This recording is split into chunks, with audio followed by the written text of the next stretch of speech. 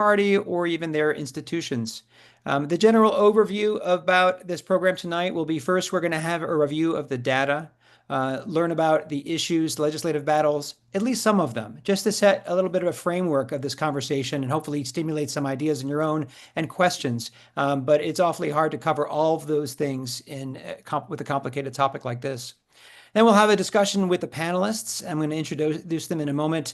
And then part of this is also going to be audience participation. We encourage your involvement in this. Please put your questions in the Q&A. We will get to those questions as soon as we possibly can, and definitely by the end. We want a robust conversation, and mostly we want to address your needs so you can better understand what the situation is. We'll end up with a summary of things that you can do so you feel empowered and not just dismayed by the state of things, because there are some signs of hope, and we're working hard to make that become a reality. So before we get too far, I wanted to share something with you that I got to see at a recent Grand Rounds presentation at my institution from a lecturer on this topic that I thought did a great job of really setting the stage for what this is like. I do not have guns at home. Let me try that again.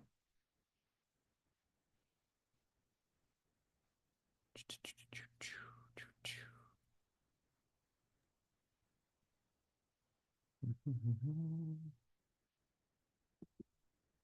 we go.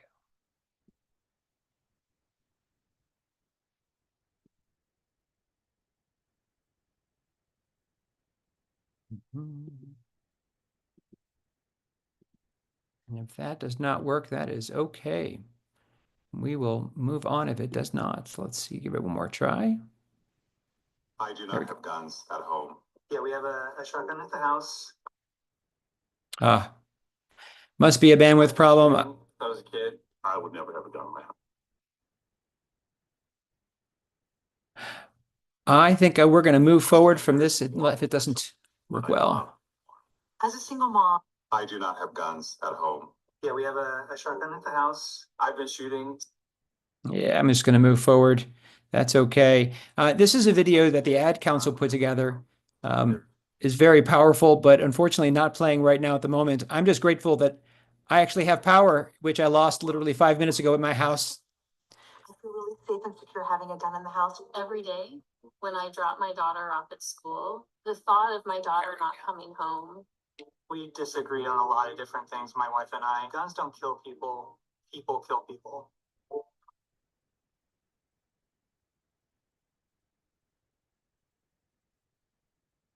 Family, friends, teachers, and alumni, welcome to our debate. The motion for today is, who holds the biggest responsibility when it comes to solving the gun violence crisis? Currently, guns are promoted as symbols of power, glory, and excitement, rather than the dangerous weapons they are. Communities must step up and protect against this normalization. Doctors, social workers, and teachers are all responsible for keeping us safe and healthy because the root of the solution lies in collective action. Laws alone cannot stop a bullet. It's up to individuals to take action. They have to make sure their guns are stored securely and out of reach of kids or those at risk of suicide. Well, communal education addresses this individual action issue as well. We can teach kids about the dangers and about the misuse. I don't think you realize that my opponent is blatantly stating arguments that have no evidence to back them. If you're blaming me for having no evidence, I haven't seen you bring up any statistics. Judge, think about it. Do we really want to blame all of this on the community, our friends, our doctors, and our teachers? No, well, I completely disagree. I'm not going to listen to points that are completely ridiculous. Point of inquiry.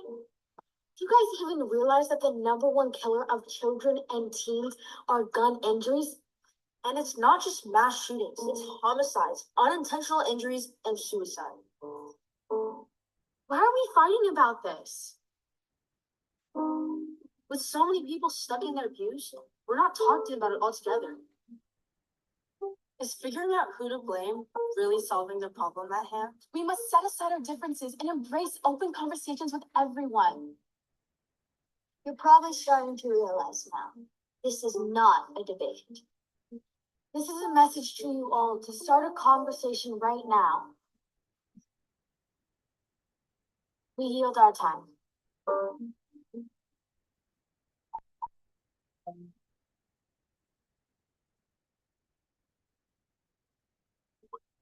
A social issue that we should be able to address as a country.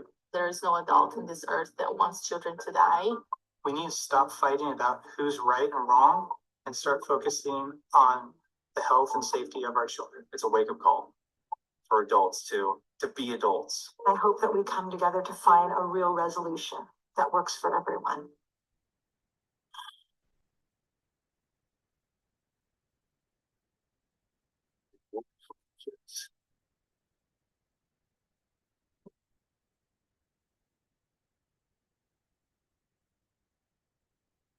I'm so glad that eventually worked. So with that in mind, I want to just do a fairly brief overview of some of the issues that we face. First, the data. What's the current? And I put that in quotation marks because it's hard to get really, truly current information. That's one of our challenges that I think we'll talk about tonight. But the current state of gun violence in Georgia and the US, the strategy. So what kind of things are we trying, and why is it we're trying so many things? Why is it that there are so many different solutions for these problems instead of just one, and the activities that we've tried and the things that we plan on doing forward, so you get a sense of what the plan is, because there is actually a well thought out strategy to all of this.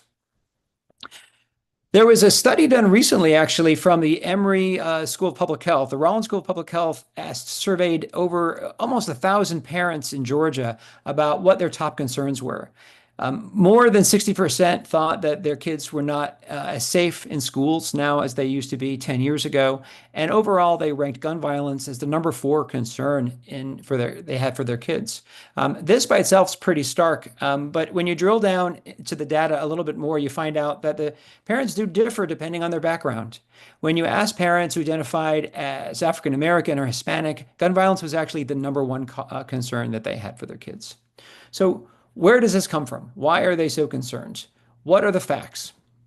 Well, as you probably are aware of, I hope, because we've been talking about this a lot in the last 5 or 6 years, firearm-related injuries have now superseded motor vehicle crashes as the number 1 cause of deaths in kids. Now, pediatric deaths are horrific, and many people probably assume that most kids die from medical problems. The truth is that the medical things, cancer and congenital anomalies, they actually don't account for most of these. Most of these things are actually more environmental, situational problems, and things that are more in the public health space and things that we can work on together without a medical background. Where are these most concerning? Well, the South is overrepresented in this problem. We don't have 50% of the population. We don't have 50% of the geographic footprint of our country, and yet we have 50% of the pediatric fatalities. Thousands of children, whether you define them as under 18 or 19 years of age or 24 years of age, the numbers are horrific. And we're seeing this pattern over and over again, year after year. Georgia, in particular, is problematic. We are ranked either 7, 8, 9, 10, somewhere in that range in terms of per capita gun violence in the country. Our numbers are horrible. Our homicide rates are high as well. The encouraging thing is that if you look at this map, you'll see that, well, it's not all the same. There's certainly plenty of areas that are much better than us, and I think that we can learn from those places and find out what we can do to make things better here. In Georgia, 1 child dies from a firearm every other day. 1 teen dies by suicide with a firearm every week. A child unintentionally shoots or kills another every other week. And Georgia ranks number 2 for unintentional child shootings. That one really stands out because we have a fairly unique problem in that we see many more of these than other states do. Kids who get their hands on a gun and pull the trigger not knowing what the consequences would be. And where is this a problem in Georgia? Well, many people assume that it must be in the inner city areas. The truth is that per capita wise, our highest rates of gun violence are actually in the rural areas. That's where we see the highest per capita rates of gun violence injury, according to our stats. Suicides make up a big part of this, and these suicide rates have been climbing at different paces for different groups. So we're seeing massive increases in all of these groups, but steady increases in some, whereas bigger groups in others. up to 200% increase in some of these groups and 53% in others. And another source of disparity is youth homicide. African-American youth die at a far greater rate than other subgroups as well. Here locally at our local pediatric hospital, we see another thing that reflects the stat that I mentioned before, and that is that we see a higher percentage of unintentional injuries than most institutions or parts of the country. And I think that can inform our best routes of success in intervention. Who owns a gun? Well, 1 in 3 adults in the US are gun owners. 20 million gun owners carry a handgun in public. 31% of gun owners say it's for defensive purposes, but very few of them will actually ever use it as such. Over 50% of gun owners carry their handguns, with 35% saying they do it regularly. And the average gun owner owns 5 guns. Those are important stats, and you will find out in a minute why they're so problematic. Who is going to lose their gun? Georgia, in particular Atlanta, is one of the hotspots for gun theft. It's a really big problem that we have. And we know that the South accounts for 37% of the households, but it accounts for 43% of all the gun owners and 2/3 of all the gun thefts in the US. The risk factors for getting a gun stolen is whether you own 6 or more, if you are owning a gun for protection, if you're carrying a gun in the past month, or storing a gun unsafely, and just living in the South with a gun puts you at risk for having your gun stolen. In our state, the #1 cause of pediatric death is firearm injury. Gun ownership rate is about 50%. 1 in 3 homes with children have a gun. They're in those homes. In the Metro Atlanta area, in surveys of these parents, greater than 50% do not store their guns locked and unloaded as is recommended. 23% say they would trust their child with a loaded gun, and 75% think that their child could distinguish a real versus a fake gun, even when clearly law enforcement officers sometimes have trouble with this. So how does that inform our strategy? We have a multimodal approach because it's a complex problem. If you look at the face of gun violence in America, you see that we describe it in various different terms. Certainly the accidental shootings, as I've mentioned, domestic violence. Mass shootings actually account for a small proportion of the number of injuries, although a tremendous part of the psychological trauma, violence of the community, and suicide. So how do we wrap our arms around this and have a strategy? One way is to look at it in these buckets, that we have a problem with too many guns too accessible, and that drives our efforts for safe storage, universal background checks, red flag laws, restrictions on high-capacity weapons. The other aspect is community violence, and we address that with a number of ways, including community violence initiatives and improved policing and police strategies and support. And then finally, the mental health crisis, which, as we all know and have heard, needs more funding and better access. These are some of the things that drive how we are approaching this and trying to better understand it. And when it comes to safe storage, what that means is, well, there are a variety of techniques. There are a lot of things that are on the market, ranging from something that is relatively cheap and inexpensive to very expensive, and all of them have different pros and cons. What we know is that if 20% of homes storing at least one gun unlocked went to locking up all their guns, every year we would save 135 pediatric lives.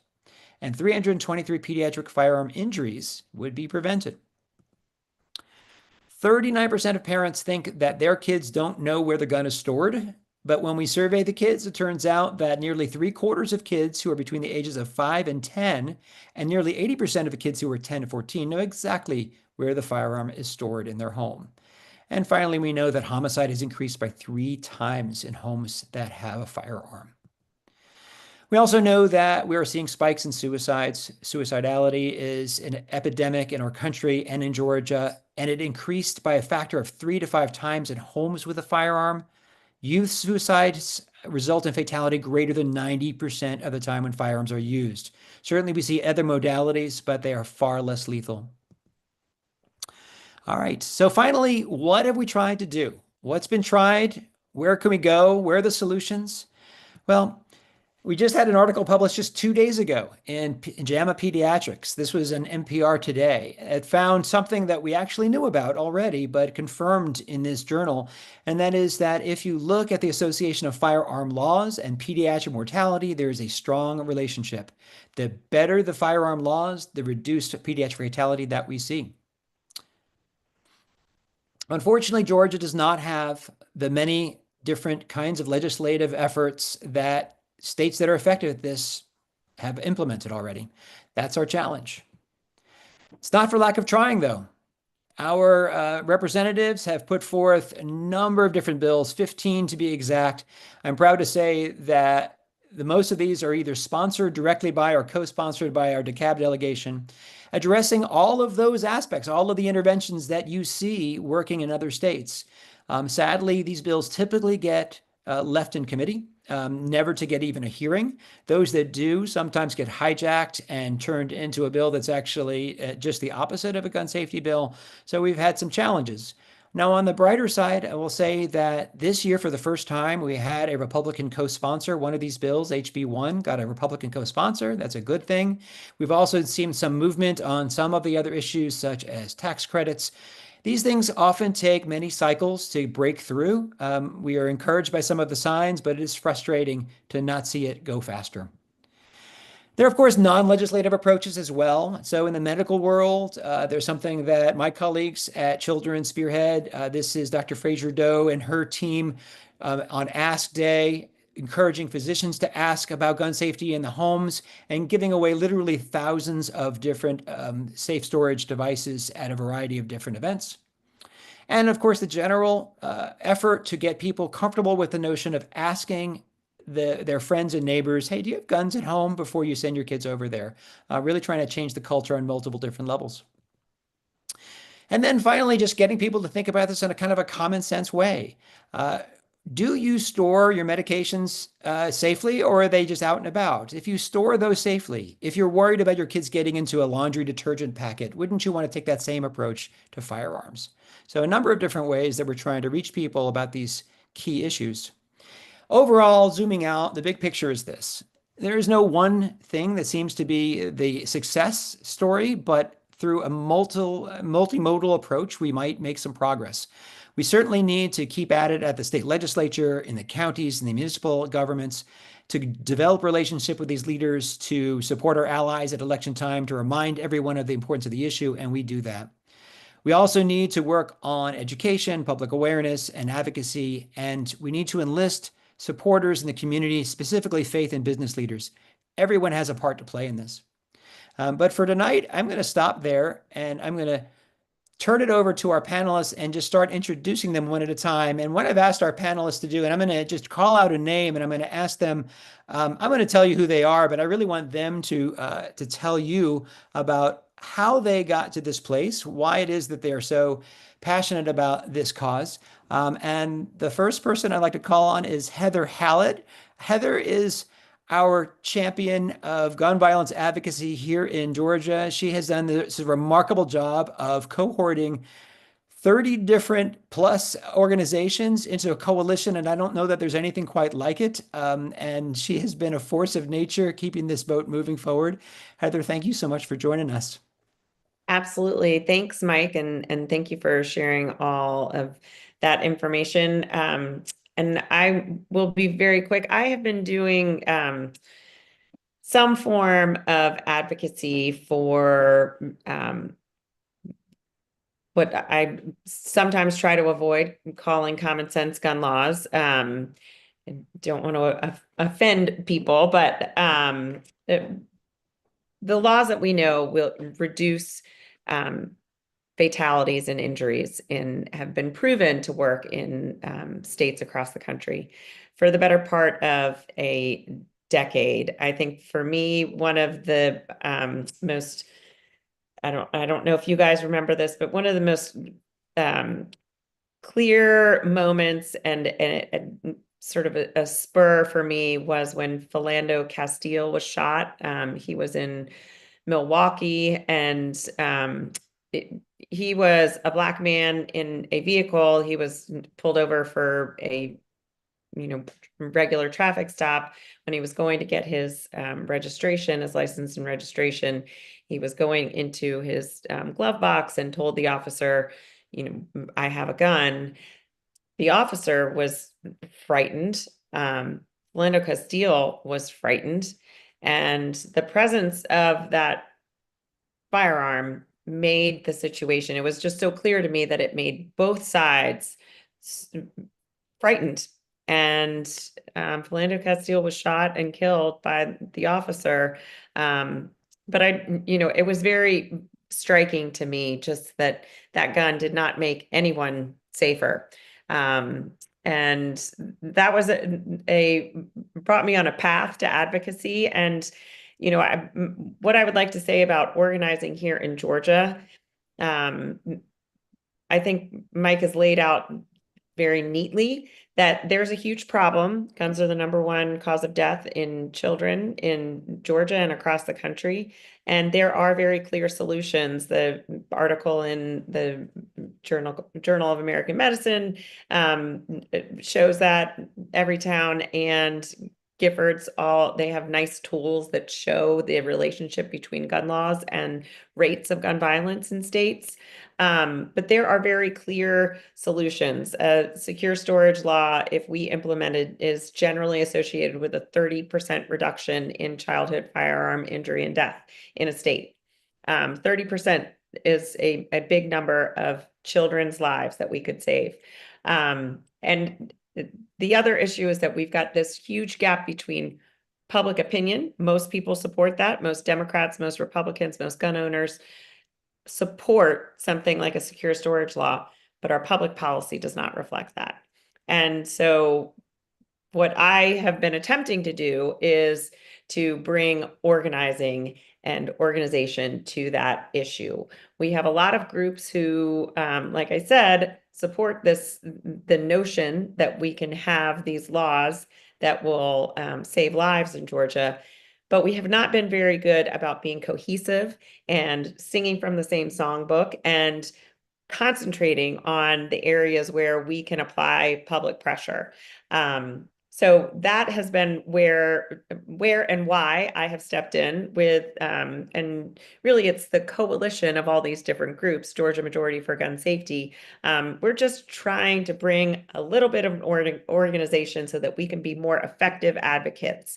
And this is all at the state level. And that's the only thing that I might add to Mike's presentation is that in terms of solutions, generally, where we are making progress in the United States is not at the federal level.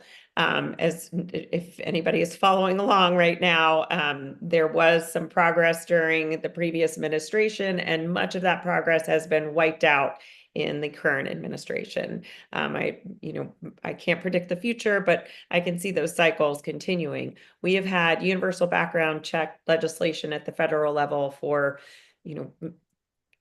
20 years, and no progress has been made. So what we have seen is that currently there are now 26 states that have secure storage laws across the country. And I fervently believe that Georgia will join, that it is a matter of time. And what we can do is be better advocates, band together, be effective advocates, and hasten that progress in Georgia. And that's why I'm doing what I'm doing. So, Mike, I'll pass along to the next speaker. Okay, thank you so much. Our next speaker, one of the rock stars in our DeKalb delegation, Omari Crawford, represents House District 89. He has been in the trenches fighting this battle. He is always a delight to talk to. I always learn a lot whenever I get a chance to do it, and was thrilled that he could join us today. Representative Crawford, could you also share some of your personal experience about why you are fighting for these issues? Absolutely, and thank you for having me. And this is such an important issue. So I want to start off by talking about some of my personal experiences with firearms and why I'm in this fight, and then develop this conversation into professional experiences. I grew up in DeKalb County, South DeKalb County specifically, and guns have impacted me in a negative way. When I was going from 10th to the 11th grade, I remember learning that a classmate of mine that played football, a standout football star, it was reported that he committed suicide. And what we later found out is through investigation, it was not suicide, it was an accidental discharge. This was a star who was actually on his way to play football in college. An accidental discharge cost him his life. The next year, I received a phone call as I was at track practice, leaving track practice, that two of my friends' accidental discharges injured them. There was a gun in the car that they had access to, and one person injured his hand, the other person injured his leg. The bullet went through the hand of one friend, the leg of another. And as I am going off to college, the very next year, I received another phone call that a group of my classmates gained access to a gun and went off to do something stupid. One of them that had access to a gun shot and killed someone else in Gwinnett County. So you can imagine my fear of young people having guns. Young people make stupid decisions because they are oftentimes not mature enough and have not developed the intellectual capacity to make some of the best decisions. And when you couple that with a firearm or them having access to a firearm, oftentimes something bad occurs. I grew up in a very nice area. And so I know that if I grew up in a nice area, what happens all around the country, as Michael, you just said, this is not a DeKalb County thing. This is something around the state. This is something around our nation. That's my background, personal background. I worked for the DeKalb County Law Department for about 5 years before getting into the General Assembly. And there were two things that I was tasked with while I worked as a county attorney. One was defending our probate judge, who is responsible for issuing licenses. Our probate judge, Judge Hargrove, is an incredible judge, an incredible leader. And prior to me getting into the General Assembly, one of the things that she was tasked with was issuing weapons carry licenses. Under the law at the time, the probate judge was obligated to give a license to someone who applied for a weapons carry license, so long as there were not a few exceptions within their criminal background. What we learned is that there were groups around Georgia, these gun-heavy groups, that were intentionally putting firearms in people's hands and asking them to go into certain public places just so they could sue DeKalb County under Second Amendment right violations. So their whole task was trying to expand the ability for people to carry guns in places that they should not be able to. And we're talking everything from handguns to machine guns, okay? And Judge Hargrove fought, and we fought on her behalf to prevent the expansion of these gun rights and to prevent certain people with terrible backgrounds from having weapons carry licenses. Before I got into the General Assembly, as many of you know on this call, the governor then essentially took away the discretion of our probate judges to do thorough background checks for people trying to get weapon carry licenses. Now it has become more easy with less background checks, and now it is almost an automatic, you get a firearm and you can have one regardless of your background. It's getting close to that. That was strike one for me, or strike two rather. The next thing that we tried to do in DeKalb County, and I worked on this with our commission board, was to create an ordinance that would allow us to mandate that people who had firearms in their homes to have lock boxes so that we can prevent our young children from being injured or killed by accidental discharges. Michael, I'm not going to rehash the facts that you gave because those numbers are accurate. And that was around the time that I started to work on this ordinance for DeKalb County. Well, when you're drafting an ordinance, and this is where I get into the law, the state will allow you to draft ordinances under what's called the Home Rule Act, so long as your ordinance does not contradict with what the state constitution says. That term is called preemption, so long as the state does not preempt what it is that you are trying to draft. The state has been very clear that it will preempt a lot of our gun laws. So what we thought is that we can be very creative and have this storage mandate. What we ran into, there is an 11th Circuit Court opinion that was drafted in 2004 that is called United States versus Gun, coincidentally, that said that part of the definition of possession, which Georgia preempts, is also storage. So the only way that we can create mandated storage at the local level is that we have to change the laws in the state. That was strike three for me. And that is why I got into the General Assembly to say, okay, if I am going to allow or help to allow counties to draft ordinances, then I need to be at the state house to do that.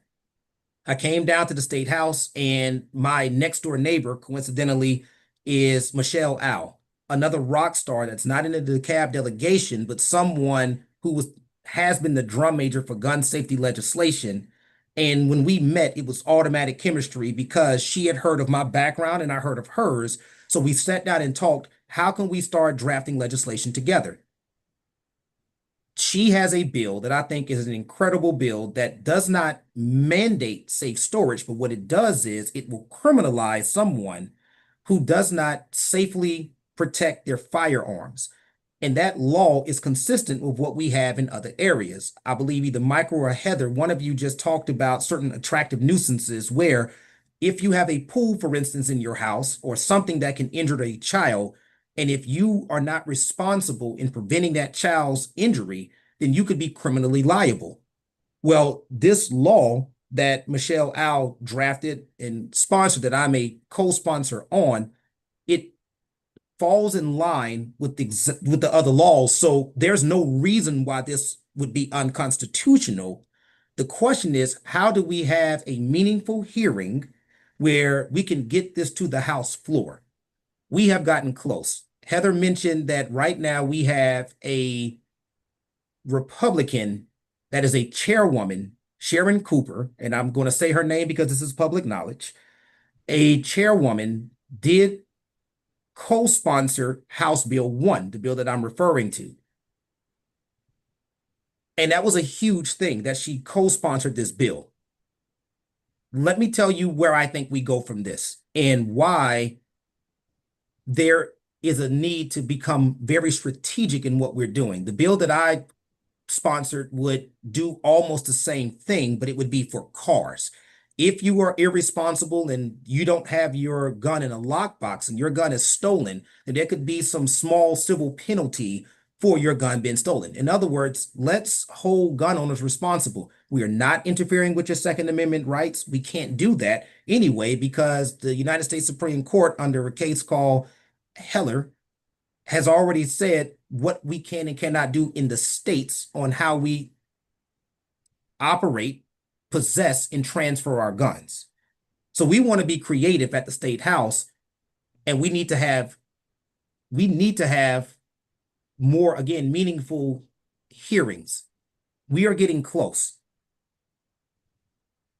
There are two things that I want to say, and then I'll jump off this microphone. And I see that there are some questions, so I will answer them as best as I can. Having a chairwoman to sign on to a piece of legislation is huge. What that indicates to me is that a lot of these districts are becoming blue. And what my Republican colleagues, what they realize is that if they cannot show that they are willing to discuss and support meaningful legislation that will impact everybody in the state, but particularly in their districts, then it is very unlikely that they will be reelected. And so I think that there's a sense of them not acknowledging that and saying, wait a minute, right? I have to support this because there's no reason not to. And I had some optimism about that. But let me tell you where my optimism was challenged, and that was on the last day of session. Michael and Heather, I know that you were down there at the Capitol when it happened. There was a bill that passed out of the Senate by the Senate Minority Leader Harold Jones. It was a bill that was going to allow our prosecutors to be more efficient in our communities. someone from the Republican Party, that is an outsider, to be completely honest, from the Republican Party in the Senate chamber, tagged on his language into a very good bill when it came back to the House. The background of this bill that was tagged on, Savannah had an ordinance that would require lockboxes for vehicles. This legislation was almost a double, triple down to try to preempt Savannah's ability and other people's ability to create similar ordinances. That bill came to the House floor, and I and some of my colleagues stood up and spoke out against it because I believe in what's called home rule, which says you got to allow your counties and local municipalities to create and be creative with ordinances that are going to protect people from firearm, discharge, or straight out murder, killings. We have to be able to do that. And it's not infringing upon the Second Amendment right.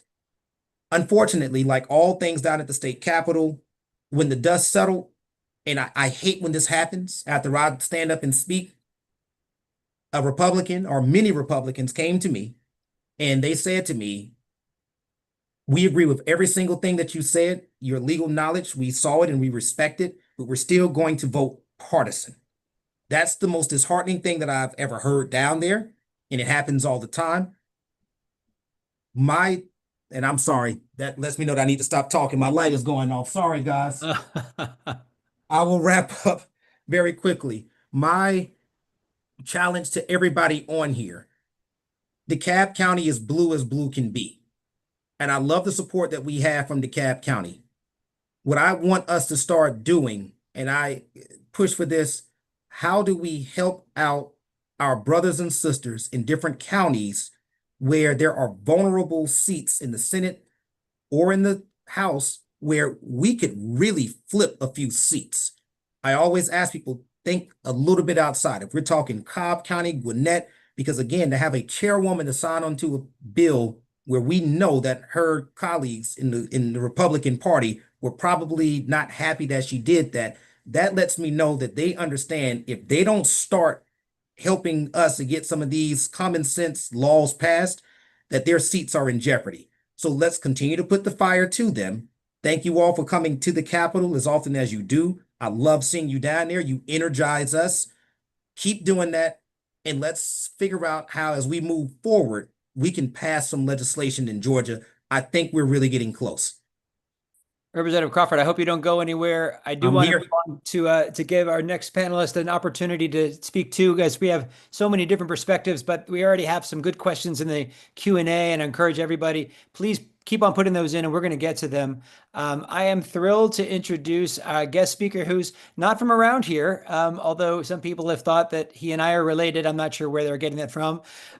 Eric Fliegler is an amazing physician and researcher from Massachusetts General Hospital and Harvard University. He's a senior associate of the Division of Pediatric Emergency Medicine there, senior research investigator.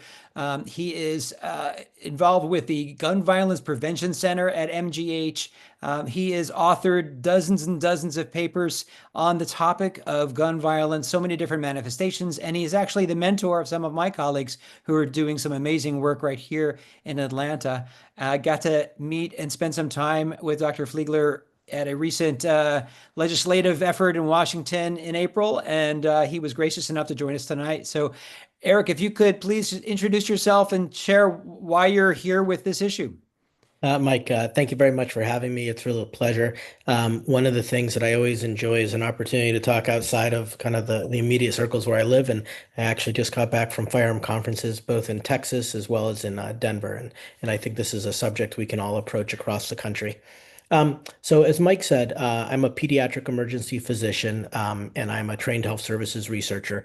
And my research originally began 25 years ago, really focused on the social needs of families and trying to understand how to help them. It then started to transition into some injury prevention work, and I was doing work with colleagues around what is the role of legislation in preventing injuries? And we had done 3 studies, one on booster seat laws, one on primary seatbelt laws, and another on bicycle helmet laws. And when you did these studies, we found very consistent patterns. When these laws got passed, within about a year or two, we saw 10 to 15% reductions in fatalities. And we had just had our a paper published, and the news was on, and it was the trial of the man who killed Trayvon Martin. Just for as a reminder, this was back in 2012 when this young African American gentleman was in his own community in Florida. And basically, this man kind of followed him, hunted him down, and shot and killed him, and ultimately, very sadly, got off on a stand your ground plea for what was basically a killing of a young black man. And as this came on the news, I looked at my colleagues and I said, what do we know about firearm legislation? Does it make a difference? And the answer is we didn't know much. And looking at the literature, there was not a lot there. And so we embarked on our first study using data from the Brady Center, which had tracked the laws in this various states, as well as from the CDC, which tracks all the firearm fatalities. And our analysis showed the following, that in states with the most laws versus those with the fewest laws, we saw about a 40 to 42% reduction in firearm fatalities. And this held true for homicides, for suicides, and for unintentional deaths. So it's a very striking finding. And I finished my first draft of the manuscript and I sent it to one of the national experts on firearm fatalities, Dr. David Hemingway at the Harvard School of Public Health, because he was going to be a co-author. And 4 hours after I sent him this draft was the shooting at Sandy Hook. And that lit a fire under me like nobody's business. And it's basically never gone out. And I've had the pleasure of working with people like from Georgia, Sophia Chowdhury, Keisha Fraser-Doe, and others on firearm research around the country. And, you know, I'm a big believer that there is really a role, not just for legislation, but all sorts of various things for reducing this. I'll end on a note of where I just was this past weekend. I was in Denver. There's a wonderful researcher, Mike Siegel at Tufts, who has over the last year been assembling gun owners, gun rights individuals, gun store owners, as well as people who are traditionally seen on the opposite side, people who from the Everytown, people who are working to reduce firearm fatalities, researchers like myself. And we have been tasked over the past year to try to develop legislation that could be brought to red states, traditionally red states and purple states, that would be something that could be passed that could make a difference in people's lives. And I have to say, as hard and as frustrating as this can be, I keep the faith that we can move forward and that this scourge, number one killer of kids, 48,000 people die every year from gun violence, that we can really make a difference in this country. So, Eric, I have a question for you about your research. Please. So you have a number of papers that address a variety of different aspects of gun violence. And so I'm wondering about where you think we're at now in terms of the body of knowledge that we have. What are the current challenges? What's the next frontier? What do we need to learn more to move the needle on this? Those are good questions. So what do we know? From an epidemiologic perspective, we know these numbers have been going up for years. Matter of fact, when I started this research, the data had been very stable. About 30,000 people are dying every year, consistently about a rate of 10 per 100,000. But in the last decade, it has been on a steady increase. We now have close to 50,000 people dying every year and another 250,000 being injured. So in terms of the problem, it's getting worse. In terms of the disparities, it was alluded to, but just to put a really fine point on it, if you are a young black male in the United States between the ages of 15 and 24, you are 24 times more likely to be killed in a firearm homicide than a young white male the same age. And that's an astounding disparity that there is nothing in medicine that even remotely comes close to that. So the disparities are huge. We know that there are firearm legislations that can make a difference. That includes child access prevention laws. They have been demonstrated by studies that I've done and other people that these make a difference in reducing especially suicides and unintentional deaths, but also homicides among younger youth. We know that universal background checks probably make a difference. Domestic violence laws are an incredibly important part of reducing deaths among women. I'm always shocked to think about this, but firearms are the number one killer of pregnant women and women after the first year of delivery. It's not medical complications, it's nothing else. It is firearms, almost always shot by their partners. So there are a bunch of laws we know that work. We still are testing and trying to understand the differences. As you mentioned today, a big headline came out that permissive states have higher rates of firearm fatalities among kids. We're doing a study right now looking at the vets, and one of the main reasons for looking at vets and how legislation affects them, which the answer is enormously, is you're trying to build coalitions. So you need to know, who are my partners? If you can bring in the vets, if you can bring in people from different perspectives, it can make a difference. There was a discussion about the community intervention, violence intervention programs.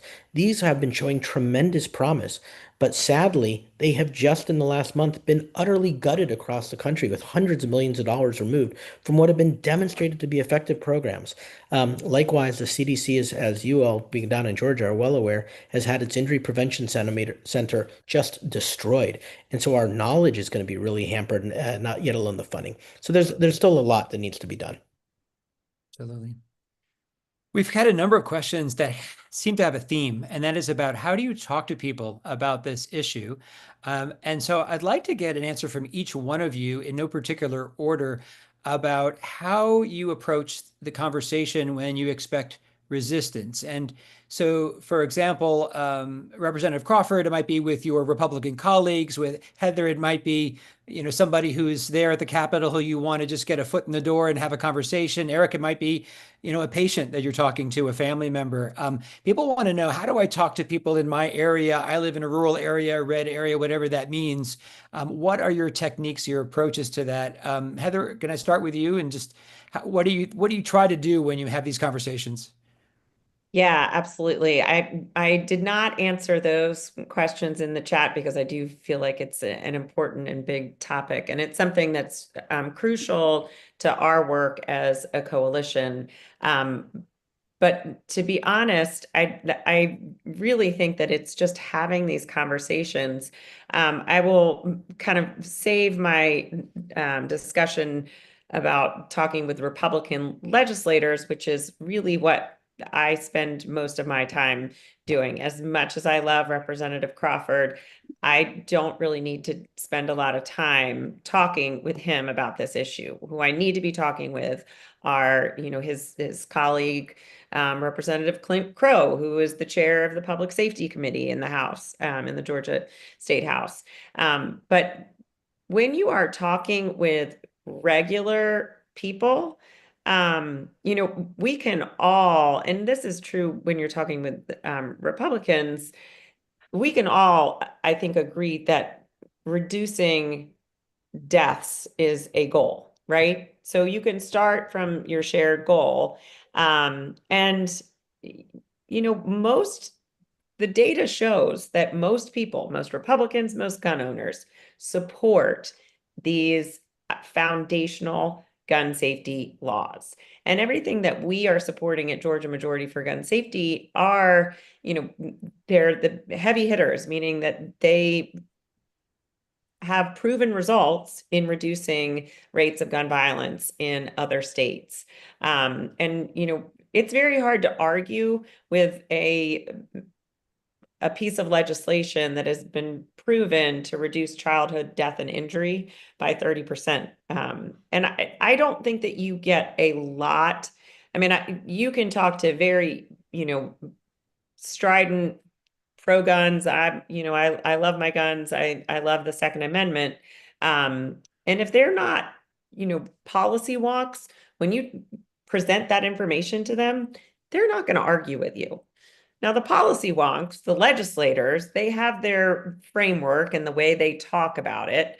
But I guess the other thing that I will say is that it really doesn't matter. Even with the, again, the most strident, hard right, I'm all about the Second Amendment. Now, there are a couple of people down at the Capitol who are really won't even, there's no shared space there. But I would say that even, when if we can't if I think that a secure storage law is a bridge too far, and what they'll say is, well, we just don't do mandates here in Georgia. We trust that people are going to do the right thing and secure their weapons. Then what you can say is, well, it's a problem. So if you trust people, we can agree that we need to be promoting safe storage, that the state of Georgia needs to have a campaign to tell people that it's an issue, that guns are the leading cause of death in children, and so we need to be educating people. And so there's always a place where you can have that conversation. And to be honest, there are Republican legislators at the Capitol who will look you in the eye and say, yeah, this is hard to argue with. So I think it's just, I mean, just like Representative Crawford is saying, but I think what I shared at the beginning, we are going to move this ball forward. It's just going to take some organization and repeated conversations. And I do think that you have to approach these conversations from that place of a shared goal. So even with somebody who is as far apart from you politically, you have a shared goal. And when you start the conversations there and respect that whoever you're talking with is not a monster, they just view the world differently, I think you can make progress. And that's what it's all about. It's a lot of little conversations. Absolutely. Yep. I'm going to go out of turn because I want to save our legislator for last on this one and ask Eric. I got to see Eric in a couple of different settings. We met with Elizabeth Warren staffers and had one kind of meeting, and then we met with Lindsey Graham staffers and had a different kind of meeting in Washington. And I enjoyed watching how you did your pitch, which was different. How do you think about that as you do that? And then if you want to share, how do you have those conversations with patients? Yeah. So I'll combine those two into one answer, which is often when I'm talking to people, legislators and their staff, and the time I was on the Hill before this, I had to go meet with JD Vance. That was before he got the vice presidential nomination staff, and I got a lot to hear about his Mima and her shotgun at the front door. But I actually frame it as a physician and frame the conversations I have with my patients in the context of how I'm going to have this conversation with the legislators to kind of put context around what I'm doing and why. And so the first thing I will say whenever I'm having these conversations is I never go into it thinking it's a fight. And I actually am very explicit with people. I was like, I'm not interested in that. What I am interested in is protecting the health of children and making sure that they're safe and sound. And so usually when I'm having this conversation in the emergency department, it's in the context of kids who come in with depression and potentially suicidal thought. And so when I have my private conversation with the kids, after I've had a detailed conversation, I just ask them about access to firearms, kind of see what they say and just kind of a talk. I don't need to re-guide them. I'm just trying to get a sense of a lay of the land. And then I go talk to the families.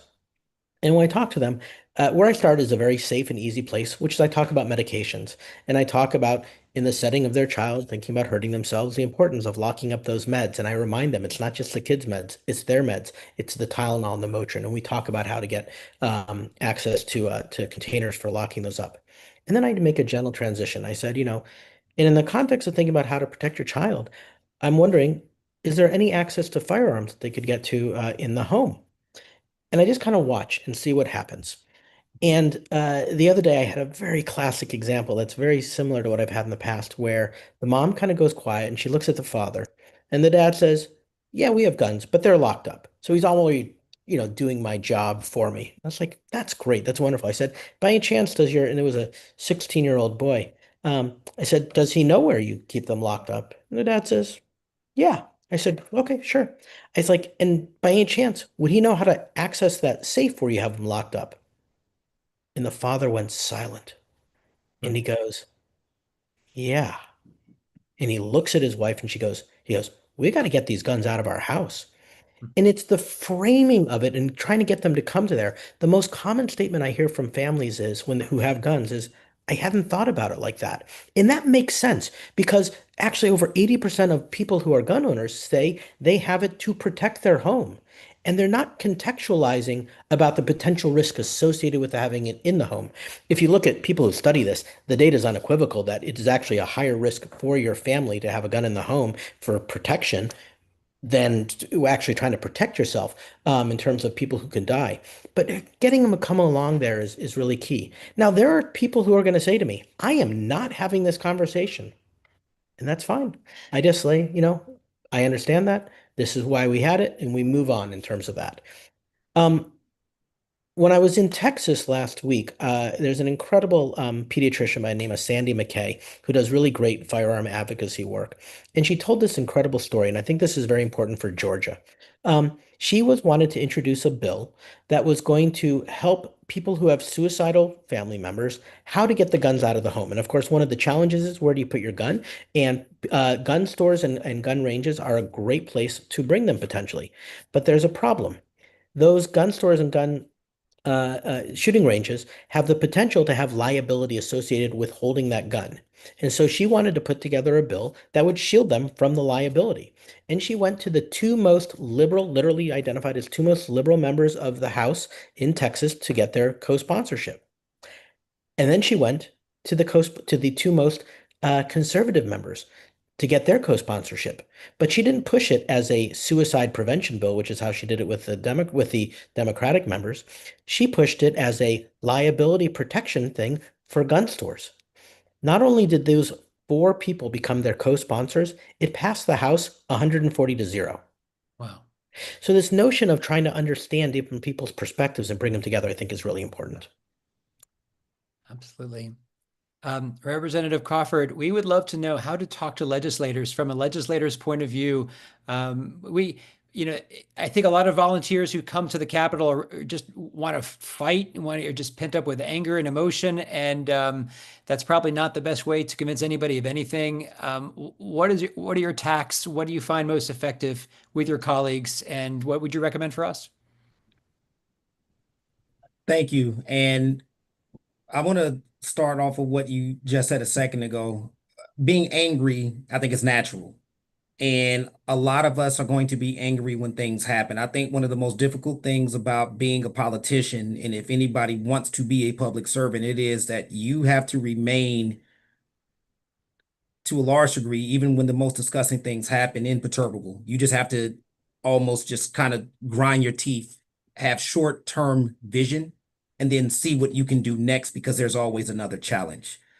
Heather referenced something that I want to speak to, but I'll start by saying this. What she said is that you have to sometimes realize that people down there are not monsters, and you cannot treat them as such. I have colleagues on both sides of the aisles that will refuse to talk to people on the other side of the aisle because of personality differences or stances on particular issues. I would say to any of my Democratic colleagues who do that, that is one of the most detrimental things down there, because we don't have the numbers in this state. I think since the beginning of time, politics is about this. It's about experiences, it's about imagination, and it's about math. It's not about intelligence. My lived experiences are different from someone else who may be from a different area of the state. I am going to approach topics one way because of those experiences, and we have to have the imagination to figure out how do we tackle problems that currently exist or may not exist. And I say that that's been the case since the beginning of time, because when you think about the United States Constitution, the original document that controls everything that we do in this country, those who wrote the Constitution, they created laws not knowing whether or not they would work or not. We don't know. When we try to draft laws down here, and when we draft them, we don't know if they're going to work or not. We have to be creative. And the last component of politics is numbers. How many people can you convince? How do you convince them? And I think that's the science of politics. It is going to be from engaging with someone who has a different political belief than you do, trying to form that relationship, because political capital is the most important thing down here. You can be in the encyclopedia, But if no one likes you, as ugly as this sounds, you will get very little done. Heather and I were on the steps when Clint Crow, and Heather, you remember this, Clint Crow, who I consider someone that I can talk with. I would loosely say a friend. I sit next to him on the House floor or a few seats away from him. He came over to the two of us and said, I like the bill that Omari has, but I think that we should change it up a little bit. But him being willing to have that conversation with me had everything to do with the relationship that I have developed with him. If you are unwilling to develop those relationships with the most, I don't care if you are the most liberal to the most conservative, if you cannot have those communications, if you cannot develop those relationships, then you are in the wrong business. When you are inside of the state house, your job is to say, you know what? I'm going to stand up and speak out against something that I do not like. And then afterwards, dump that out of my mind. Now let's sit back down. I don't care if it's over wings, beer, pizza, whatever it is, looking at a football game together. How do we now move forward? And I may not get exactly what I want, but something needs to happen. How can you help to ensure that that happens? The last thing that I'm going to say is there is a challenge, because this is like a Rubik's cube down here. It's always going to never-ending challenge. That's why I love it. We have to also be very blunt here that a lot of people, I don't care what side of the aisle that you sit on, your livelihood and your potential political trajectory is inextricably linked to your vote and to the position that you hold. We saw that. I'm going to deviate very quickly, not with gun legislation, but when the governor wanted to pass tort reform, which I think is indirectly connected to gun safety, okay? There were a number of Republicans who wanted to vote against the governor's tort reform bill. But what happens when the governor and his team says, if you vote against this bill, you will no longer be the chairman or the chairwoman, and you have a job back home in your own district that is paying you simply because you're the chairman or the chairwoman of a committee? Or what happens when the governor's team comes and says, if you are thinking about running for whatever higher office, we will disown you. You have no chance of winning unless you vote the way that I want to vote.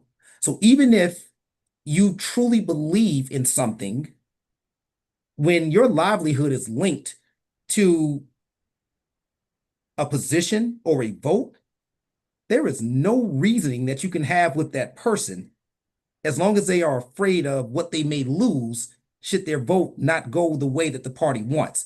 And that's just facts, and we have to understand that. So my job is knowing those facts. How do I maneuver? And for me, it is sitting down and having the tough conversations. Sometimes they will be seen, sometimes they will be unseen. Sometimes they will be at the Capitol, sometimes they're going to be at a local restaurant. Sometimes, and I've done this often, I am going to go to your district to watch your son play a baseball game so we can sit down and have that conversation. Because if I'm not doing that, then I am not putting the constituents and the people who need the protection, I'm not putting them in the best position to try to pass legislation if all I'm doing is pouting when I don't get my way. So I would say to anybody on here, continue to come down to the Capitol, stand on the steps, speak out. Your speaking is not falling on deaf ears, but I need people to understand the challenges that you're facing once you're speaking. And I'm going to say this last thing, two different worlds. I'm currently running a half marathon in every state. The past 2 states that I've been to are completely different. I went to Idaho, went to their state capital in Boise. I was not patted down. It was the craziest thing that I literally just walked into the Capitol and no metal detectors or anything. And so when I got in and asked one of the state senators, who's a Republican, why didn't that happen? He explained to me that Idaho is an open carry state. You will not get patted down anywhere. Okay, fast forward, last weekend, I was in Rhode Island. And when I walked into the Rhode Island Capitol and talked to some of the governor's team, they talked about the amount of legislation that they are passing, gun safety legislation, with flying colors. But that's because their capital is filled with overwhelming majority Democrats. Two different worlds. One, it's the wild, wild west, literally and figuratively. And then the other is very cautious when it comes to gun safety legislation. It goes back to the thing that I said earlier, and that's numbers. The more people that we can convince down at the State House, which at this point in time it is going to be Democrats, that we need to pass gun safety legislation the way that we want, then the sooner we can look like Rhode Island as opposed to Idaho. But in the meantime, what Heather said is, it is a very effective and tactical approach. You have to talk to the Republicans and let them know, hey, I disagree with a lot of things that you say, but this is how we are going to have to work together despite our differences, and you have to be willing to do that. Absolutely. There are so many more questions I have in mind, and we could go on all night, and I'm not allowed to do that. So I'm gonna be wrapping up now, but I want to have one more question answered as briefly as possible from our panelists, because I don't want to end on any kind of negativity, or at least not too much pessimism. I want to know from you what gives you hope in this moment, from what you've seen already, leading forward to this moment now. What makes you feel optimistic that we can see something, some progress? This is going to get better. We can do this. So I'm going to start with you, Heather, if you don't mind. Absolutely. So Texas, Florida, North Carolina all have secure storage laws on their books. Those are our red state neighbors, and they've done it. I work with state organizing groups across the country, and there are people in all of the states, in Tennessee, doing this work. And I think that there is reason for us to be more efficient and more effective in our advocacy. The public opinion is behind us. Public health data is behind us. And if we can keep having the types of conversations that Representative Crawford is talking about, respectful, kind conversations where you assume good intentions, and are talking just like Dr. Fliegler is talking about, putting health and safety first, we can get there. And I do think that Georgia Majority has had some important wins. We essentially stopped the lieutenant governor's plan to arm or to pay teachers to be armed in the classroom 2 sessions ago. And that was, simply by people raising their voices. But it's an important win that we have Representative Cooper as a co-sponsor. This is a Republican co-sponsor of a child access prevention law. So things are pointing in the right direction. It just requires more work. So please join us at Georgia Majority. You can see why I call on Heather to cheer me up when I get a little down on this. Dr. Fliegler, how about from your perspective? Yeah, let's be honest. These are very trying times, and I think many of us are feeling significant despondence, having nothing to do with the gun violence and everything else that's going on in our country. That said, there was a 25-year drought where there was no research at the federal level, funding for firearm research, and it came back on in 2020. It probably has only lasted 5 years. The funding has probably been recanceled at this point, but we got there. When I started doing this work, there were not many significant gun violence advocacy programs out there, and now we have a multitude of them. People are really joining together, and I think there is a sense that we can actually make a difference, and I believe that we can. It's going to have to be done at the state level for our major plays. We're going to have to continue to work with the federal, especially for funding for these programs like the gun violence intervention programs. But I sincerely believe that we can really move the stick forward, and we have to make a difference because there's no choice in the matter. So we'll keep doing it. And as I wrote to Mike, I apologize. I have to go help one of my kids, but it has been a real honor, and please reach out to me anytime. Thank you so much. Take care. Thank you. Representative Crawford, what gives you hope? As Heather said, we defeated a bill that came from the lieutenant governor. This past session, we were able to hold the floor down long enough to prevent the hijacked bill that came from the Senate from making it back to the governor's desk. I count that as a win. We have had a lot of organizations that have come to the Capitol in overwhelming numbers that have been able to input or give their opinions for legislation that, again, may not directly be with gun legislation, but it is tangential to gun legislation.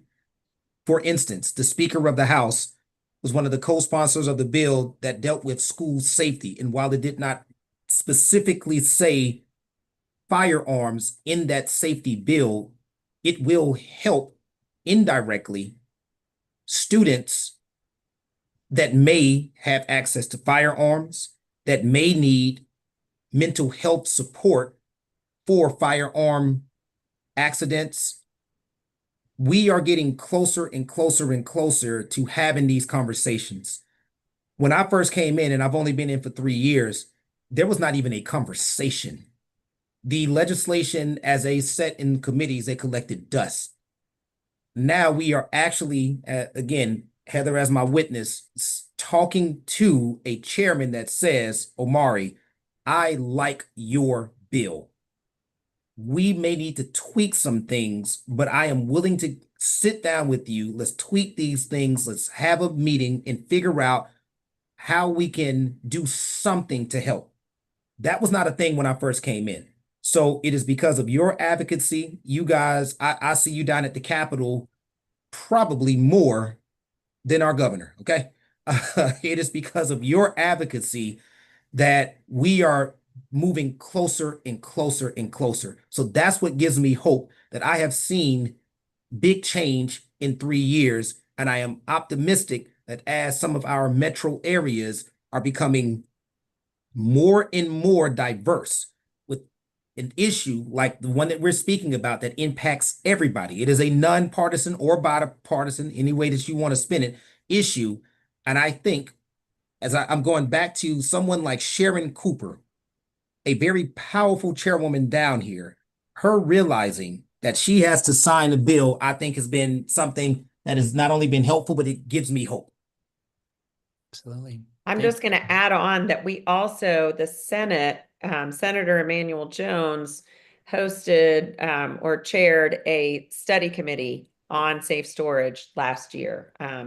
And that was a big deal. I mean, it's a study committee and legislation came out of that. I can't say that the legislation, traveled very far, but it was a chance for, Dr. Greenwald to go down. And I know that there are several people who are on the call who also provided testimony, but it was a chance for us to talk and continue the conversation.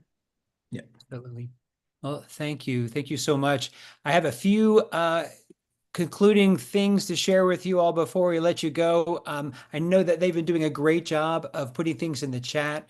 I want to share with you some slides if I can. Oh my goodness, where did it go? This is what happens when you have a power failure in the middle of a Zoom call. Let's see if we can get back to that. Yeah, here we go. There are a number of things that you can do. So these are some of the things that we've talked about through Georgia Majority. During this month, Gun Violence Awareness Month, you can make your voice heard calling the governor's office, lieutenant governor, the speaker, or find your state representative and give them a quick message. And we make it super easy using the link that we've shared with you in the chat. It's a very simple thing to do, takes you no time. Anybody can make a call. On Friday, June 27th, there's going to be an important conference about community violence initiative. We talked about that. I wish we could have talked about it a little bit more because I think there's a lot we need to understand about that. A super important intervention strategy that we need to fund. We need to get behind. Funding is going away for some of these folks, and it is critical that we get behind it. So there's an opportunity if you're interested in that. And join these groups. Georgia Majority for Gun Safety. If you're a clinician, Georgia Clinicians for Gun Safety, or many of the many others that do this, being a part of this, staying in the loop is really important. Join their Facebook groups, join their Instagram groups. Know that through DeKalb Dems, we have other things coming up. We have some important participation in some Juneteenth parades on June 14th in Stonecrest in Atlanta. And my wife would be very upset with me if I didn't mention that on July 4th, the largest July 4th parade in Georgia is going to be held here in DeKalb County, and we need you all to sign up for that as well to make a statement. Early voting is going on now for the Public Service Commission. Election day is just around the corner, and there will be a runoff if there needs to be a runoff in July. If you need signs, yard signs, flyers on the PSC race, email your community district chair or second vice at DeKalbDems.org, also known as Karen Davenport. And please use those links. If you're not sure about these people that are running for office, the PSC candidate forum was so enlightening. The one we did on the Public Service Commission in general, you can learn a lot from these things. Please take advantage of them. They're on our YouTube site. I want to thank the folks that made this happen. Lawrence and Val behind the scenes, making sure that I don't mess up too much despite our power failures. My colleagues, Sophia Chaudhary and Keisha Frazier-Doe, who contributed the slides, their expertise, their wisdom, and their passion to this issue. Of course, our panelists, Dr. Fliegler, who had to jump off early, Representative Crawford, Heather Hallett for her relentless, tireless work on this. Please look out for the next webinar that we're going to do. We have an idea brewing about focusing on the impact of federal cuts to services for July. We'll send you that information very shortly. And if you have ideas about topics or speakers for future DeKalb webinars, let me know. Send them in to thirdvice@DeKalbDems.org, and we will try to put it together. Thank you all for joining us. I'm going to wrap it up, stop share, and say good night.